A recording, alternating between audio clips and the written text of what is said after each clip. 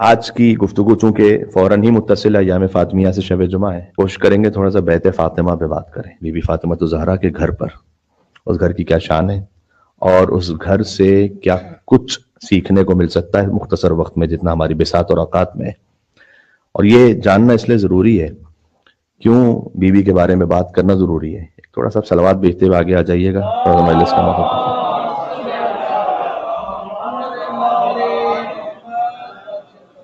بات اس لیے ضروری ہے کہ خود قرآنی موضوع ہے یہ، اور بی بی فاطمہ سلام اللہ علیہا ایک جملہ اگر کہوں تو وہ خود رسول جیسی ہیں،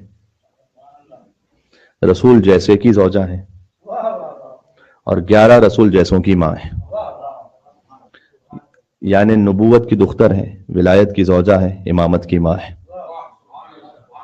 فضیلتیں طواف کر رہی ہیں نام فاطمہ الزہرا سلام اللہ علیہا کا، جن کے گھر میں نبوت بھی ہے، جن کے گھر میں ولایت بھی ہے، جن کے گھر میں امامت بھی ہے۔ لہٰذا یہ کہنا بجا ہے کہ خود حضور مکرم کے ان ذائل کو اگر آپ دیکھیے تو فاطمہ تو بذات منی کا مطلب یہ ہے کہ جو کچھ رسول ہیں فاطمہ ان کا ٹکڑا ہے، دل کا ٹکڑا نہیں ہے، فقط رسول ہیں تو رسالت کا ٹکڑا ہے، نبی ہیں تو نبوت کا ٹکڑا ہے، شافع روز جزا ہیں تو شفاعت کا ٹکڑا ہے، ہادی ہیں تو ہدایت کا ٹکڑا ہے، ہاں حجت ہیں تو حجت کا ٹکڑا ہے۔ اس خاطر جب ایک عام گفتگو جس پہ مجھے اس وقت جانا نہیں ہے، لیکن بہرحال جب بات کی جاتی ہے حضرت مریم سلام اللہ علیہا کا جو بہت بڑا مقام ہے، جب کسی عاشق سے عارف سے جب پوچھا گیا حضرت مریم حضرت بی بی فاطمہ سلام اللہ علیہا کے بارے میں کہ آپ بیان فرمائیے، تو انہوں نے کہا دیکھو فاطمہ جز کس کا ہے، بضعۃ الرسول ہے۔ اللہ اپنے حبیب کے کسی بھی جز کو اس پر کسی اور کو فضیلت دے نہیں سکتا ہے، ذرا غور فرمائیے آپ، ہاں اللہ اپنے حبیب کے کسی بھی جز پر کسی اور کو فضیلت دے نہیں سکتا ہے، تو فاطمہ جز رسالت ہے۔ اس لیے ایک حدیث ہے کہ جو میں ایسے عرفا کو جانتا ہوں جنہوں نے اس بات کو بیان کیا ہے کہ اگر حضرت سیدہ سلام اللہ علیہ کے بارے میں بیان کیا جائے تو ایک سب سے یونیک بات کتاب الکافی میں بھی موجود ہے یہ روایت، اور بڑی ہی یونیک ہے، اور وہ یہ ہے کہ کانا جبرائیل یاتی، کہ رسول اللہ کی وفات کے بعد جبرائیل بی بی فاطمہ پر ویسے ہی نازل ہوتے رہتے تھے جیسے رسول اللہ پر نازل ہوا کرتے تھے۔ اس بات کو آپ محسوس کیجئے گا کہ کیا عرض کرنے لگا ہوں، یہ روایت ہے، یہ روایت ہے کہ کانا جبرائیل یاتی، کہ مستقل جبرائیل جیسے رسول اللہ پر آتے تھے نا، ویسے ہی 75 ڈیز وہاں لکھا ہوا ہے، اس روایت کے مطابق 75 ڈیز کی روایت جو 13 جمادی اول ہے وہ زیادہ پھر اہم لگتی ہے، لیکن بہرحال 3 جمادی ثانی کی بھی روایت موجود ہے، تو دونوں روایتوں میں اب تو ایام فاطمیہ کا پورا اہتمام ہوتا ہے۔ اس روایت کے مطابق امام نے فرمایا صادق علیہ محمد نے کہ 75 دن حضور کی وفات کے بعد رسول اللہ پر جبرائیل ایسے ہی نازل ہوتے رہتے تھے بی بی فاطمہ پر جیسے کہ رسول اللہ پر نازل ہوتے تھے، بس وہ وہی تشریعی نہیں تھی، وہ قرآن نہیں تھا، قرآن تو مکمل ہو چکا تھا، نبوت ختم ہو چکی تھی، جبرائیل نازل ہوتے تھے، سب سے پہلے تو اللہ سبحانہ وتعالیٰ کی جانب سے اپنے بابا کی تعزیت اور تسلیت پہنچاتے تھے بی بی فاطمہ الزہرا تک، یعنی سیدہ کا مقام وہ ہے کہ تعزیت کرنے والا خود اللہ ہے وسیلہ جبرائیل۔ دوسرا یہ کہ خبر دیتے تھے کہ آپ کے بابا اس وقت کہاں ہیں، کس مقام پر ہیں، اللہ سبحانہ وتعالیٰ کی جانب سے بیوی کے دل اور قلب کے لیے آرام کا سبب بنتے تھے، اور یہ بتلاتے تھے کہ قیامت تک آپ کی ذریت کے ساتھ کیا ہونے والا ہے۔ بی بی فاطمہ اسے پڑھتی تھی، مولا علی املا کرتے تھے، جو بن گیا مصحف فاطمہ، جو رہا ائمہ علیہ السلام کے پاس اور اب ہے امام زمانہ علیہ السلام کے پاس۔ یعنی میں کہہ سکتا ہوں یہ، اور اس پر اور شواہد بھی موجود ہیں، کہ جو معصوموں کی معلمہ ہو وہ فاطمہ الزہرا سلام اللہ علیہا۔ ایک صلوات کا حق بنتا ہے یہاں محمد وعلی محمد علیہ السلام، اللہم صلی علی محمد وعلی محمد۔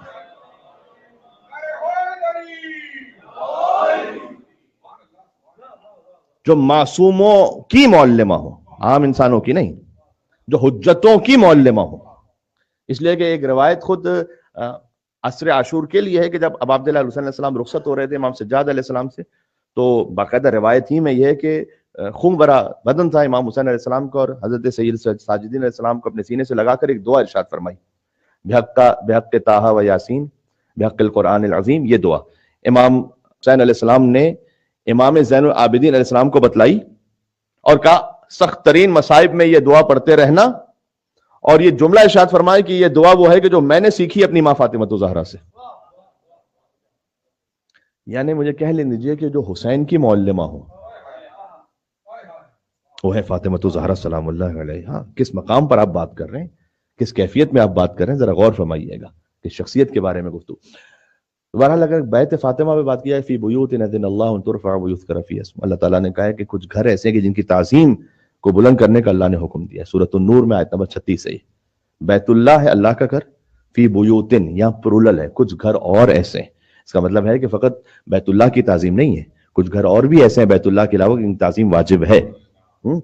اور ان گھروں میں فرمایا ہی بیوت الانبیاء, حضور نے فرمایا کہ انبیاء کے گھر ہیں کہ جن کی تعظیم واجب ہے.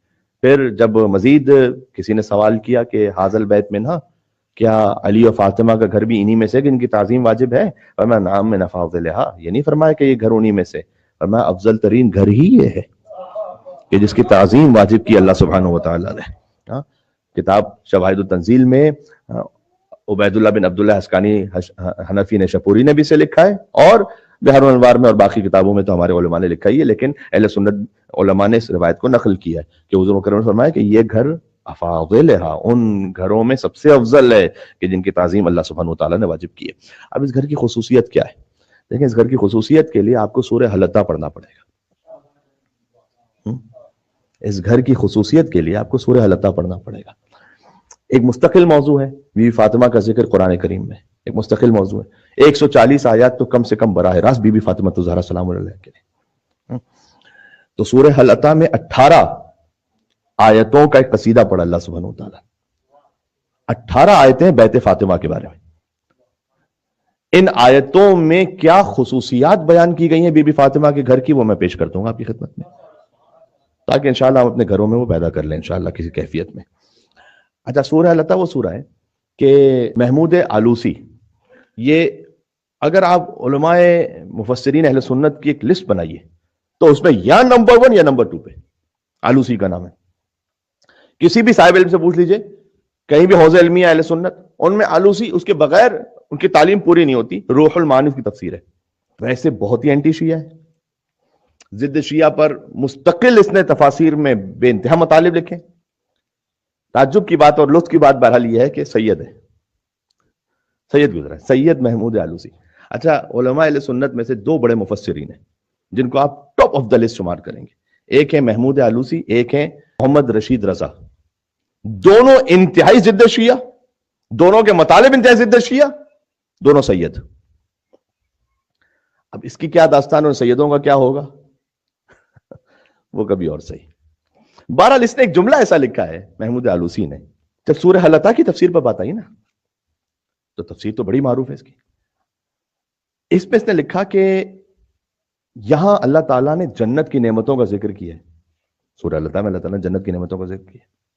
تو باقی مقامات پر بھی, جہاں سورہ واقعہ میں, سورہ رحمان میں اللہ سبحانہ و تعالیٰ نے جنت کی نعمتوں کا ذکر کیا ہے, یہاں ایک یونیک بات ہے.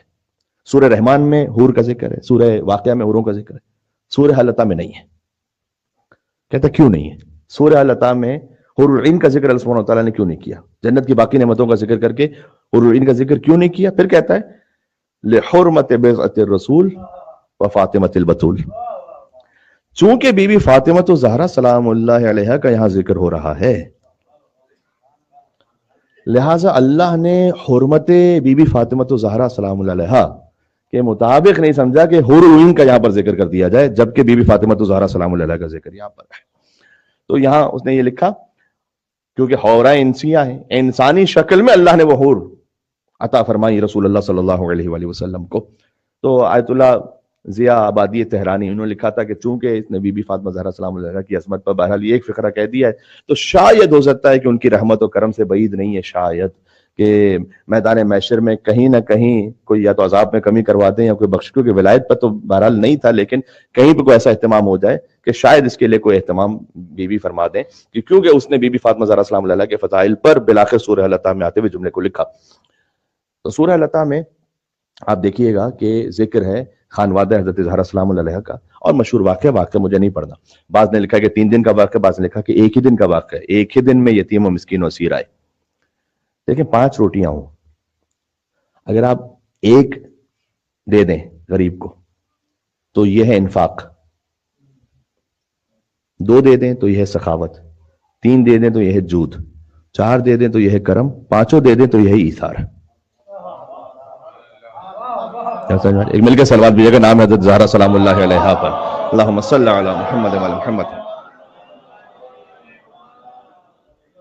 اس لیے انفاق کا تو حکم ہے قرآن میں، ایثار کا حکم بہت کم ہے. ایثار ہر ایک کے بس کی بات نہیں، ایثار ہر ایک کر نہیں سکتا. انفاق یہ کہ جو کچھ میرے پاس تھا اس میں سے کچھ دیا، یہ بھی ایک فضیلت ہے، فضیلت سے انکار نہیں. انفاق کا حکم ہے قرآن میں، اللہ کی راہ میں انفاق کرو. لیکن ایثار وہ ہے کہ کچھ نہ رہا اپنے لیے، کچھ بھی نہ بچا اور سب دے دیا، یہی ایثار. تو یہاں انفاق کی منزل نہیں ہے، ایثار کی منزل ہے. جو کچھ تھا وہ دے دیا اور پانی سے روزہ افطار کیا. تو اللہ سبحانہ وتعالیٰ نے اس خانوادے کی 5 صفات بیان کی اس سورے میں. پہلی صفت کیا ہے؟ واقعہ آپ کے ذہن میں انفاق اور ایثار اور سخاوت، یہ بھی آپ کے ذہن میں ہے. پہلی بات یہ کہ یوفون بالنذر، کہ یہ وہ ہیں کہ جو اپنی نظر کو پورا کرتے ہیں، جو اللہ سے وعدہ کرتے ہیں اس کو پورا کرتے ہیں. سب سے بڑی مشکل ہماری ہے کہ جو اللہ سے وعدہ ہے وہ پورا نہیں کرتے. اب اللہ سبحانہ وتعالیٰ اتنا کریم اور رحیم ہے کہ وعدہ توڑ لینے کے بعد بھی جب کوئی دوبارہ اس کی بارگاہ میں آتا ہے تو اس کو رد نہیں کرتا وہ. اور یہ بھی آپ اپنے قلب پہ محسوس کیجئے گا اس بات کو. دیکھیں یہ تو آپ نے سن رکھا ہے نا کہ بی بی فاطمہ کی رضا سے اللہ راضی ہوتا ہے. خدا کی رضا میں راضی ہونے والے تو بہت ہیں، خدا جس کی رضا میں راضی ہوں وہ فاطمہ تو زہرا ہے سلام اللہ علیہا.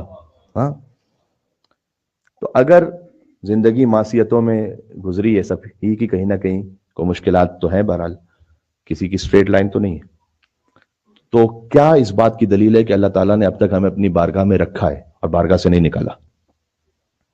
تو یہاں بزرگ علماء بیان کرتے ہیں انہی احادیث کی روشنی میں کہ آپ دیکھیں کہ آپ کے قلب میں محبت فاطمہ الزہرا سلام اللہ علیہا ہے یا نہیں. اس کے قلب میں محبت فاطمہ الزہرا ہے، اس کا مطلب ہے کہ بالآخر ایک امکان موجود ہے اللہ نے اسے اپنی بارگاہ سے نہیں نکالا ہے. اور یہ کیوں میں کہہ رہا ہوں؟ اس کی عالی ترین پرائم ایگزامپل خود حضرت حور علیہ السلام، کیونکہ احترام فاطمہ الزہرا سلام اللہ علیہا ہے قلب میں، تو آخر تک بخشش کا امکان ہے اور بخشا گیا وہ. کیوں؟ یعنی امام حسین علیہ السلام کا راستہ روکنے کے بعد، پانی بند کرنے کے بعد بھی اگر قلب میں احترام فاطمہ الزہرا ہے، اس کا مطلب ہے کہ بخشش کی گنجائش ہے. کوئی نہ کوئی اللہ ایسا سبب پیدا کر دے گا، اور سبب پیدا ہو گیا. میر انیس نے لکھا کہ دوزخ سے جب آزاد کیا حور کو خدا نے، آزاد تو کیا تھا امام حسین علیہ السلام نے، اور دوزخ سے جب آزاد کیا حور کو خدا نے، باب اللہ امام حسین علیہ السلام. یہ بات میں پیش کر چکا ہوں کہ اگر آپ کے ساتھ کسی نے زیادتی کی اور آپ کے پاس کوئی معافی مانگنے کے لیے آتا، آپ یہ کہہ سکتے ہیں کہ میں نے معاف کیا، آپ یہ نہیں کہہ سکتے کہ رب نے معاف کیا. یہ ہمارا ڈومین ہی نہیں. اب امام حسین علیہ السلام کا اقتدار ملاحظہ فرمائیے گا کہ امام حسین کہا کہ میں نے معاف کیا اور رب نے معاف کیا. دوزخ سے جب آزاد کیا حور کو خدا نے، کھلوا دیے فردوس کے در عقدہ کشا نے. کیونکہ امام حسین السلام مالک خلد ہے نا، تو کھلوا دیے، کھولے نہیں کھلوا دیے. ہمارا ایک غلام آ رہا ہے، کھلوا دیے فردوس کے در عقدہ کشا نے، اور زانوں پہ رکھا سر جو امام دو سرا نے، تو اعلیٰ کیا ادنا کو بزرگوں کی دعا نے. کیوں؟ اس لیے کہ بی بی فاطمہ کی دعا ہے. اب اعلیٰ کی ادنا کو بزرگوں کی دعا نے. اب حور نہیں جنت کا طلبگار، جنت حور کی طلبگار ہے. سب جس کے طلبگار تھے جنت میں وہ دور تھا، اور حوران جنا گرد تھی اور بیچ میں حور تھا. یہاں پر پہلی منزل ہے یوفون بالنذر، اللہ سے کیا وہ وعدہ پورا کرتے. اس خانوادے کی پہلی صفت یہ ہے، آپ بینی و بین اللہ، اللہ سبحانہ و تعالیٰ سے جو آپ وعدہ کریں اس کو پورا کریں. نظر کی صورت میں ہو وہ تو شرعی ہو جائے تو واجب ہو جاتا ہے. اس کے علاوہ بھی یوفون بالنذر. اچھا، اپنی نظروں کو پورا کرتے ہیں، اس کا مطلب یہ بھی ہے کہ بہرحال سچائی ہے. اس خانوادے کی جو پہلی صفت اللہ سبحانہ وتعالیٰ نے بیان کی ہے وہ ہے صداقت. خاص طور پر آپ خانوادے کی بات کر رہا ہوں. بچے کی تربیت کے لیے زہر قاتل ہے کہ آپ اس سے جھوٹ بولیں. شوہر اور زوجہ کا ایک دوسرے سے جھوٹ بولنا یہ بھی جائز نہیں، کسی سے بھی جھوٹ بولنا جائز نہیں. لیکن بچے کے لیے امام علی علیہ السلام نے فرمایا کہ بچے چونکہ تمہیں اپنا رازق سمجھ رہے ہوتے ہیں، بچے یہ سمجھ رہے ہوتے ہیں کہ یہی ہمیں رزق دینے والے ماں باپ، تو جب تم جھوٹ بولتے ہو بچوں سے تو رازق کے بارے میں مشکوک ہو جاتے ہیں. پھر جب اللہ کے بارے میں انہیں کچھ پتہ چلتا ہے تو اللہ کے بارے میں بھی مشکوک رہتے ہیں کہ صحیح ہے یا غلط ہے. اس لیے آپ ہرگز وہ وعدہ نہ کریں جو پورا نہ کر سکیں، اور اگر وعدہ کریں تو پھر پورا کریں. تو کہیں ہم جا رہے ہیں بچہ جو ہے وہ لپٹ کے کہ بیٹا میں 15 منٹ میں آ رہا ہوں، اور آپ کو پتا ہے کہ آپ 3 گھنٹے میں آنے والے ہیں. آپ جھوٹا وعدہ نہ کریں، کیونکہ آپ نے جان چھڑانے کے لیے کہا 15 منٹ. بیٹا کل میں لے کے جاؤں گا، شام میں لے کے جاؤں گا. یہ بہت سادہ سادہ سی مثالیں کہ جو میں دے رہا ہوں. یوفون بالنذر، اس خانوادے کی پہلی صفت ہے کہ صداقت ہے، جھوٹ نہیں ہے. اچھا، حضرت سیدہ سلام اللہ علیہ کی ایک ایسی حدیث ہے جس کو آپ آدھا حصہ سنیں تو عجیب محسوس ہوگا. یعنی بڑی عام سطح پر بی بی نے گفتگو کی، اور یہ بحال الانوار میں بھی، روضۃ الواعظین میں بھی روایت ہے، لیکن پوری حدیث سن لیجیے گا تو پھر آپ کو عظمت سمجھ میں آئے گی. جب بی بی کا وقت آخر تھا تو اس وقت فرمایا امیر المومنین سے، یہ تمام خواہران سنیں اور آپ بھی سنیں اس لیے کہ دو طرفہ معاملہ ہے. فرمایا کہ ما آحدتنی کاذبتن، ظاہر جو صدیقۃ الکبریٰ ہے. فرمایا اے امیر المومنین علی، جتنی زندگی جو ہم نے وقت گزارا ہے ساتھ میں، بی بی اس کے بارے میں بیان فرما رہی ہیں. سن لیجئے گا، آپ کو پہلے عجیب لگے گا کہ بی بی یہ والی بات کیوں کہہ رہی ہیں، یہ بہت عام سطح پہ بات کر رہی.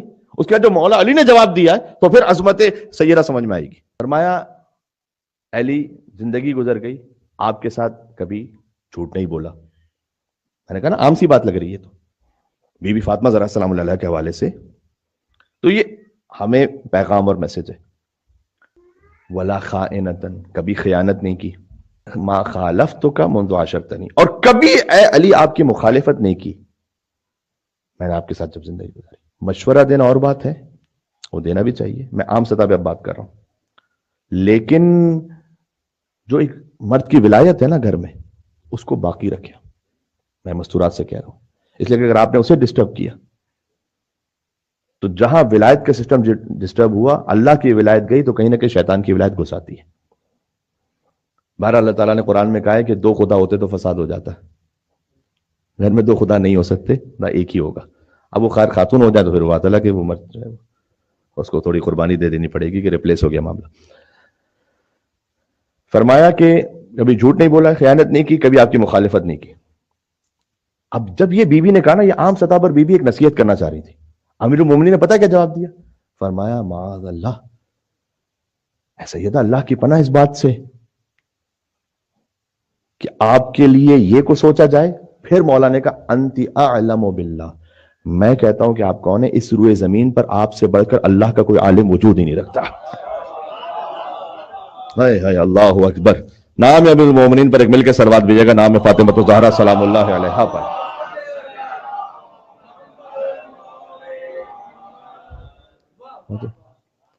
انتی اعلم باللہ، آپ سے بڑھ کر اس روئے زمین پر اللہ کا کوئی عالم ہے ہی نہیں.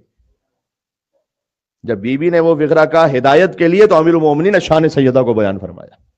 وَأَبَرْ وَأَتْقَى وَأَقْوَمْ وَأَشَدُّ خَوْفًا مِنَ اللَّهِ، آپ سے بڑھ کر اس روئے زمین پر کوئی نیکوکار نہیں، کوئی متقی نہیں، کوئی باکرامت نہیں، اور کوئی اللہ کا خوف رکھنے والا نہیں. یہ کس کی گواہی؟ جو خود امام المتقین ہے، علی بن ابی طالب علیہ السلام. ایک صلوات بھیجتے ہوئے ایک قدم اور آگے آ جائیے گا. اللہم صلی علی محمد وعلی محمد.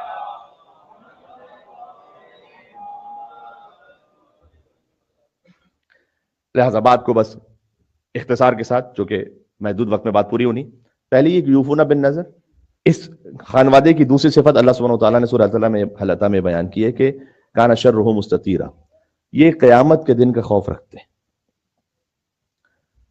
اب دیکھیں اللہ تعالیٰ نے قرآن میں جب ذکر کیا ہے، قیامت ہے ہی ان کے دم سے، بہرحال ہم سب جانتے ہیں، کوئی شفاعت کے بغیر جنت میں جا نہیں سکتا. حضور مکرم نے فرمایا کہ قیامت کے دن ہر نبی مرسل اور ہر ملک مقرب کو ضرورت ہوگی میری اور علی بن ابی طالب کی شفاعت کی. شفاعت فقط گناہوں کی بخشش کا نام نہیں، شفاعت درجات کی بلندی کا نام بھی ہے.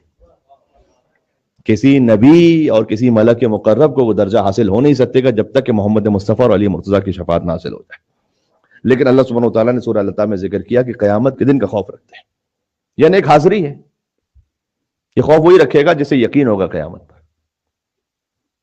پھر وہ تنہائی میں بھی وہ کام نہیں کر سکتا کہ مجھے اللہ کے سامنے جواب دینا ہے. یقین بہت کم لوگوں کے پاس ہے. یہ میں اپنی بات بھی کر رہا ہوں، حدیث میں بھی آیا ہے کہ یقین وہ کم ترین دولت ہے کہ جو بندوں میں تقسیم ہوئی. حتیٰ ایمان بھی زیادہ تقسیم ہوا ہے، یقین اسے کم تقسیم ہوا ہے. بعض کے پاس ایمان ہے لیکن یقین نہیں ہے.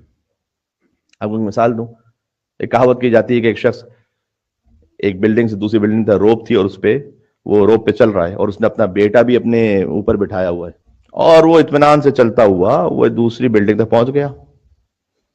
اور اس کے بعد اس نے پوچھا کہ تم میں سے کس کو یقین ہے کہ میں واپس پلٹ کے جا سکتا ہوں؟ ہم سب کو یقین ہے، اس لیے کہ تم نے ابھی ہمارے سامنے کارنامہ دکھایا ہے کہ کون ہے جو میری پشت پہ بیٹھ سکتا ہے.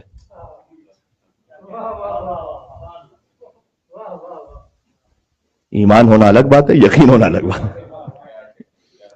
ایمان تو بہت سو کا, یقین کتنوں کو ہے. اگر یقین ہوتا نا تو ہماری زبان سے بہت سارے الفاظ نہیں نکل رہے ہوتے جو بھی نکل رہے ہیں. بات سمجھ میں آ رہی ہے؟ بہت کچھ ہم پیٹ پیچھے نہ کہہ رہے ہوتے لوگوں کے بارے میں, کیونکہ ہمیں یقین ہوتا کہ اللہ سن رہا ہے اور جواب دینا اللہ سبحانہ و تعالیٰ کے سامنے.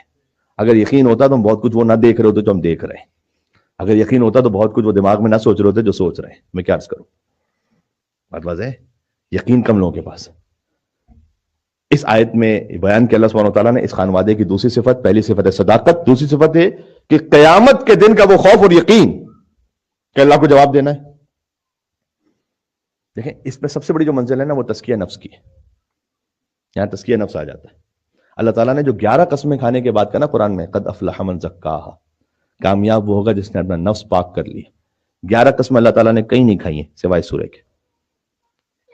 اللہ تعالیٰ نے یہ نہیں کہا کامیاب وہ ہوگا قد افلح من خطب, جس نے خطابت کی. کامیاب وہ ہوگا جس نے امامہ رکھا. کامیاب وہ ہوگا کہ جو مجتہد بنا. کامیاب وہ ہوگا جو ڈاکٹر بنا. کامیاب وہ ہوگا کہ جو سائبر سیکیورٹی ایکسپرٹ بنا. یعنی کیا اللہ تعالیٰ کیا کہنا چاہ رہا ہے؟ آپ کچھ بھی کیجئے, آپ ٹیکسی چلائیے, آپ کارخانہ چلائیے, آپ ریسٹورنٹ چلائیے, آپ ڈاکٹر بن جائیے, آپ خطیب بن جائیے, کچھ بھی کیجئے, ساتھ میں تزکیہ نفس کیجئے. تزکیہ نفس نہیں ہے سب بیکار ہے. بزرگ علماء نے کہا ہوا ہے کہ ملا شدن سے آسان, آدم شدن سے مشکل. ملا یعنی علم سے پر.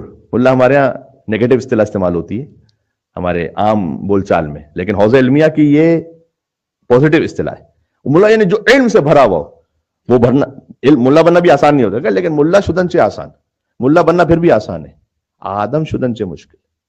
انسان بننا کتنا مشکل ہے. کچھ بھی کیجیے آپ, دنیا کی کسی بھی فیلڈ میں ہے آپ, اللہ تعالیٰ نے کہا اس سے ہمیں فرق نہیں پڑتا, تم کماؤ, کسی بھی طریقے سے کماؤ, حلال ہونا چاہیے, تزکیہ نفس کرو, نفس پاک ہونا چاہیے. ایام فاطمیہ کا پتہ ہے ایک بہت بڑا جو مقصد و بینیفٹ ہے وہ کیا ہے؟ تزکیہ ہو نہیں سکتا جب تک کہ آپ تخلیہ کی منزل سے نہ گزرے. تخلیہ یعنی نجاستوں کو نکال دینا, تبھی تو دل پاک ہوگا. اور جو سب سے بڑی نجاستیں ہیں ان پر آپ نفرین اور لعنت بھیج دیتے ہیں ایام فاطمیہ میں, قلب سے نکال دیتے ہیں انہیں, ایک بار پھر ان سے بیزاری اور برات کا اعلان کرتے ہیں. ہاں بات سمجھ میں آ رہی؟ وہ جو مشہور واقعہ ہے کہ ایک شخص گزر رہا تھا, اس نے دیکھا کہ جناب لوگ کنویں سے پانی نکال رہے ہیں اور کنویں میں کتا گر گیا ہے. تو کتنے بھی ڈول نکال دی انہوں نے لیکن پانی ٹھیک نہیں ہوا. تو انہوں نے کہا کہ بھائی پانی کے بعد کتا بھی نکالا یا نہیں نکالا. اب ایام فاطمیہ میں آپ وہ عین نجس دل سے نکال دیتے ہیں. یہ تخلیہ ہوگا تو پھر تزکیہ ہوگا. بات سمجھ میں آ رہی ہے؟ پہلے نجاستوں سے دل خالی ہوگا, اس کے بعد نفس کی کلینزنگ ہوگی, پھر تزکیہ نفس, نفس کو پاکیزگی حاصل ہوگی. تو کچھ بھی کیجئے, عقیدے میں, عمل میں تزکیہ نفس لے کر آئیے. اللہ تعالیٰ نے 11 قسمیں کھانے کے بعد یہ کہا ہے. تو میں بات کو سمیٹ لوں اگر, تو اس خانوادے کی پہلی صفت بیان کی کہ سچ بولتے ہیں, دوسرا یہ کہ قیامت کے دن کا خوف رکھتے ہیں, تیسرا وَيُطْعِمُونَ الطَّعَامَ عَلَىٰ حُبِّهِ مِسْكِينًا وَيَتِيمًا وَأَسِيرًا. یہ اتنی ماشاءاللہ مشہور آیت ہے ذکر امام حسین کے صدقے میں کہ ہر ایک اس کا ترجمہ بھی یاد ہے, اس کا پس منظر بھی یاد ہے. بس میں فقط اتنا کہوں گا, آپ کے گھر سے مسلسل خیرات ہونی چاہیے.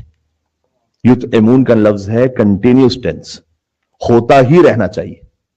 کوئی اہتمام ایسا رکھیں کہ آپ کے گھر سے چیریٹی کبھی بند نہ ہو, چلتی ہی رہے. یہ اس گھر کی تیسری صفت ہے. لیکن ساتھ میں لا نرید منکم جزاء ولا شکورا, یہ چوتھی صفت ہے. جب یہ کچھ دے دیتے ہیں تو بدلے میں نہ کوئی جزا چاہتے نہ شکریہ چاہتے ہیں. ہائے ہائے ہائے ہائے, بات پہنچ رہی ہے. میں کیا عرض کر رہا ہوں یہاں پر, محمد علی محمد اسلام پر مل کے صلوات بھیجے خانواد حضرت زہرا سلام اللہ علیہا پر. اللہم صلی علی محمد و علی محمد. یہ اس اخلاص کے منزل پر ہوتے ہیں کہ وہ چاہتے نہیں ہیں, سامنے پلٹ کر جسے کو دیا گیا اس کی ذمہ داری ہے کہ وہ شکریہ ادا کرے, کیونکہ من لم یشکر الناس لم یشکر اللہ. جو انسانوں کا شکر ادا نہیں کرتا اللہ کا شکر ادا نہیں کر سکتا. جس نے دیا اس نے خالص اللہ کے لیے دیا, وہ کسی شکریہ کا محتاج ہی نہیں. اور نخاف من ربنا، ان کی پانچویں صفت یہ ہے کہ خوف خدا دل میں رکھتے ہیں. یہ 5 صفات پر جو خانوادہ بن جائے وہ فاطمی خانوادہ ہے، اور جو فاطمی خانوادہ ہے وہی الہی خانوادہ ہے.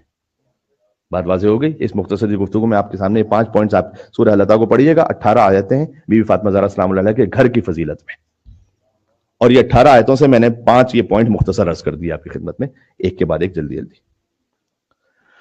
تو اب آپ نے ایام فاطمیہ میں بیوی کا ذکر سنا، چاہے ایام ازاں ہوں یا ایام فاطمیہ ہوں. اگر میں اس کو خلاصہ کر دوں ایک لفظ میں کہ ہم کیا سیکھیں اس سے. ایک عارف بزرگوار ایک جگہ ایران میں تقریر کرنے کے لیے گئے، تو لوگ تھوڑا پیچھے بیٹھے ہوئے تھے. تو ایک ناظم آئے اور انہوں نے آ کر کہا کہ آپ پر اللہ سبحانہ و تعالیٰ اپنی رحمت نازل فرمائے، اللہ رسول اور آل رسول کی محبت میں اٹھو اور ایک ایک قدم آگے آ جاؤ. لوگ آگے آگے انہوں نے تقریر شروع کی. تو انہوں نے تقریر کرتے ہوئے کہا کہ جو میں نے کہنا تھا وہ انہوں نے کہہ دیا ہے. غور کیجیے گا، جو میں نے کہنا تھا وہ انہوں نے کہہ دیا ہے. میں بھی آپ سے یہی کہنے آیا تھا کہ اللہ پر رحمت نازل فرمائے، آپ جہاں کہیں بھی ہیں اللہ رسول اور آل رسول کی محبت میں اٹھیں اور ایک ایک قدم آگے آ جائیں. یہ بات پہنچی میں نے کیا عرض کیا آپ کی خدمت میں. ہاں، زندگی میں کہیں پر بھی ہے، فجر نہیں پڑھ رہے ایک قدم آگے آ جائیں، فجر پڑھنے لگے. تاخیر سے پڑھ رہے ایک قدم آگے آ جائیں، اول وقت میں پڑھنے لگے. اول وقت پڑھ رہے ایک قدم آگے آ جائیں، شب بھی پڑھنے لگے. گھر میں بد اخلاقی کر رہے ہیں ایک قدم آگے آ جائیں، زبان کو کنٹرول کر لیں. غلط منظر دیکھ رہے ہیں ایک قدم اللہ کی راہ میں آگے آ جائیں، آنکھوں کو غلط جگہ سے بند کر دیں. کہ اللہ رسول اور آل رسول کی محبت میں جہاں کہیں بھی ہو اٹھو ایک ایک قدم آگے آ جاؤ. یہ کر لیا ہم نے. اس کا مطلب یہ ہے کہ سیدہ سلام اللہ کو راضی کر لی. جہاں کہیں بھی عقیدے کی کسی منزل پر ہیں ایک قدم آگے آئے محبت رسول میں، آل رسول میں. سبحان اللہ. تو عزیزوں، الحمدللہ یہ وہ مراکز ہیں کہ جو ہمیں تزکیہ نفس پر اس طرح سے ہمارے لیے آمادہ کر دیتے ہیں راستہ. اس ذکر کو سننے کے بعد ایسے قلب مطمئن اور ہو جاتا ہے. دنیا جہاں کی ساری خرافات اور ساری حرام لذتوں کو چھوڑ کر جب انسان اس راستے پر، اس در پر آتا ہے تو اس کا قلب اس طرح سے مطمئن ہو جاتا ہے کہ ہاں میں اس راستے پر ہوں. اسی لیے قرآن میں کہا اہدنا الصراط المستقیم، اسی راستے پر ثابت قدم فرما. چند لمحے باقی رہ گئے، میں کیا مصائب میں عرض کروں. صرف اتنا کہوں گا کہ 3 بیٹیاں تاریخ کی بڑی مظلوم بیٹی ہیں. ایک محمد کی بیٹی، ایک علی کی بیٹی، ایک حسین کی بیٹی. 3 بیٹیاں بڑی مظلومہ ہیں. اگر رشتوں کو بدل کے بات کروں تو 3 بیویاں بڑی مظلوم ہیں. ایک علی کی زوجہ، ایک علی کی بیٹی، ایک علی کی پوتی. اور نسبتوں سے بات کروں تو 3 مستورات بڑی مظلوم ہیں. ایک حسین کی ماں، ایک حسین کی بہن، ایک حسین کی بیٹی. تمام فضائل کا مرکز بھی یہی گھر ہے، تمام مصائب کا مرکز بھی یہی گھر ہے. یا علی مدد. اللہ سبحانہ و تعالیٰ پر رحمت نازل فرمائے. قلب مطمئن ہوتا ہے جب اہل بیت علیہ السلام کی بارگاہ میں صاف ہوتا ہے. تب ایک فقرہ کہہ دیجیے اور آنکھوں سے آنسو چھلک پڑتے ہیں کہ جو اس وقت آپ کی آنکھوں سے رواں دواں ہو گئے. بڑی شباہتیں بھی ہیں ان تینوں مظلوم بیویوں میں، بڑی شباہتیں. وہ یہ کہ تینوں دربار میں گئی ہیں. ایک صحابیوں کے دربار میں گئی، 2 شرابیوں کے دربار میں. اور بھی شباہتیں ہیں. جب فاطمہ کا جنازہ تھا تو علی غسل دیتے ہوئے برداشت نہ کر سکے، اور جب سکینہ کا زندان شام میں جنازہ تھا تو غسالہ فریاد کرتے ہوئے باہر آ گئی کہ اس بچی کو کون سی بیماری تھی کہ اس کا خون بھرا کرتا اس کے جسم سے الگ نہیں ہوتا. صلی اللہ علیہ یا ابا عبداللہ المظلوم. خدا آپ کی آوازوں پر رحمت نازل فرمائے اور کوئی غم نہ عطا فرمائے سوائے غم فاطمہ الزہرا اور غم ابا عبداللہ الحسین علیہ الصلوۃ والسلام کے. عزیزوں، میں اگر یہ جملہ کہوں وَإِدْخَالِ قُنْفُذْ يَدَهُ، جب قنفذ نے ہاتھ اندر بڑھایا نا، یروم فتح الباب، زور سے دروازے کو دھکا دیا. وَضَرْبِ فُلَانٍ لَهَا بِالصَّوْتِ عَلَىٰ عَضُدِهَا، اور ایک شقی نے زور سے ایک تازیانہ مارا بازو سیدہ پر. حتی صار کالدملج الاسود، یہاں تک کہ سیاہ نشان بی بی فاطمہ کے بازوؤں پر ہمیشہ کے لیے باقی.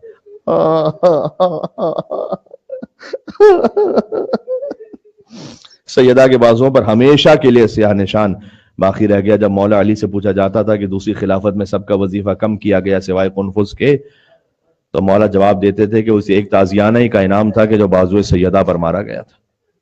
وَرَقْلِ الْبَابِ بِرِجْلِهِ، اگر روایت پڑھوں تو یہ ہے کہ اس پر ملعونوں نے بس نہیں کیا، پیر سے دروازے کو دھکا دینا شروع کیا. عَثَرَهَا عَلَى وَرَاءِ الْبَابِ، سیدہ کو دروازے کے پیچھے سے نچوڑ دیا گیا. یہی روایت ہے، یہی ترجمہ ہے، میں کیا عرض کروں.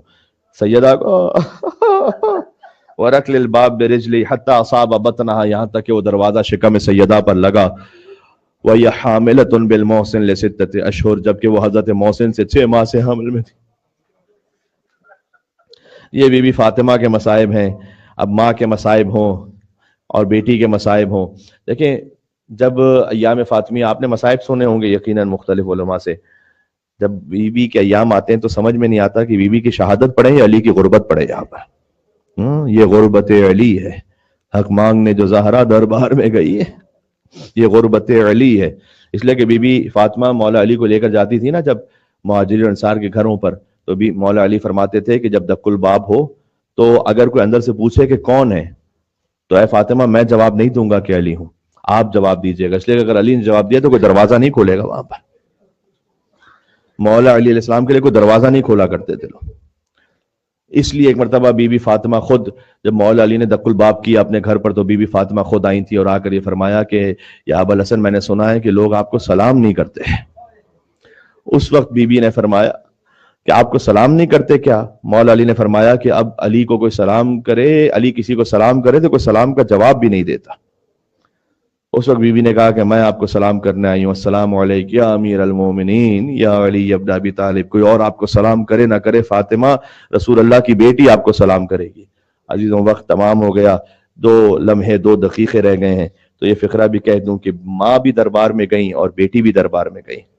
اس فرق کے ساتھ کہ جب ماں دربار میں گئیں تو سر پر حجاب تھا، ہاتھ کھلے ہوئے تھے. جب بیٹی دربار میں گئی تو سر کھلا ہوا تھا اور ہاتھ گردن سے بندھے ہوئے تھے. وَهِيَ تَسْتُرُ وَجْهَهَا بِكُمِّهَا، اور عجیب روایت ہے کہ بی بی زینب نے اپنی آستین سے اپنا چہرہ چھپایا ہوا تھا. کون تصور کر سکتا ہے کہ جس کی ماں کا جنازہ رات کی تاریکی میں اٹھا تھا، وہ بی بی نامحرموں کے درمیان شرابیوں کے دربار میں لائی جائے. وَسَيَعْلَمُ الَّذِينَ ظَلَمُوا عَلَى مُحَمَّدٍ أَيَّ مُنْقَلَبٍ يَنْقَلِبُونَ. اللهم صل على فاطمة وأبيها وبعلها وبنيها والسر المستودع فيها بعدد ما أحاط به علمك. پروردگار اس ذکر کو قبول فرما لے، مرحومین کے درجات بلندتر فرما، ہمارے گناہوں کی مغفرت فرما، ہمارے گھر کو بیت فاطمی بنا دے. پروردگار بچوں کی تربیت، گھر کا ماحول، اپنے نفس کی اصلاح مولا امام زمانہ کی خواہش کے مطابق کرنے کی توفیق عطا فرما دے. ان کے ظہور پر نور میں تعجیل فرما. ربنا تقبل منا انك انت السميع العليم بجاه محمد وآلہ الطیبین الطاہرین. اللهم صل علی محمد وعلى محمد. محبت فاطمہ الزہرا پر ایک بلندتر صلوات بھیجیں محمد وعلی محمد علیہ السلام. اللہم صل علی محمد وعلی